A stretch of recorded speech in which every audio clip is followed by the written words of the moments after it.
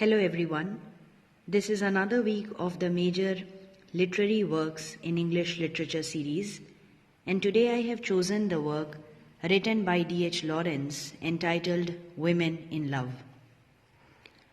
Lawrence's Women in Love, though not a sequel to The Rainbow, continues the lives of the two characters in The Rainbow. Women in Love takes up the quest for ultimate marriage again with Ursula and Gudrun Brangwen.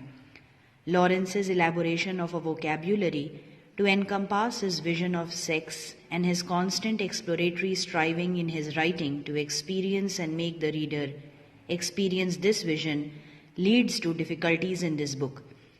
There are more than a few impenetrable passages and some turgid writing. The book itself, though, is completely original and pioneering, grimly honest and greatly influential.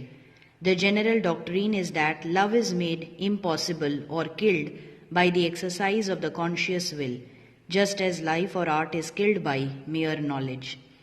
In Women in Love, there is a more pronounced sense of the disintegration of the social order and of the loss of human values in an increasingly mechanized society.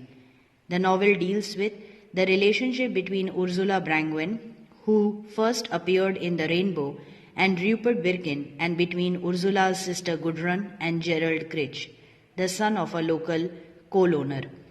In the story of Rupert and Ursula, Lawrence explores the possibilities and problems of maintaining a sense of personal identity within marriage and of achieving a balanced relationship in which neither partner is subject to the other. Lawrence tries to define a passionate and exclusive sexual relationship which allows freedom to those aspects of the personality which are unrelated to it. The affair between Gudrun and Gerald illustrated the consequences of a love which is purely possessive and is in fact a marked form of destructive aggression.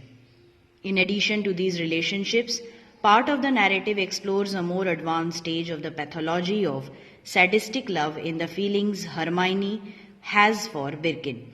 Another part of it probes the possibility of a close bond between the two men, which is desired by Rupert but not understood by Gerald.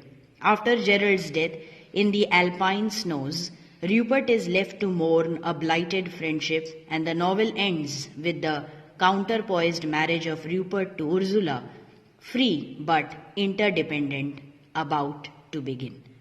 This was the short summary, or you can say an analysis of the novel Women in Love.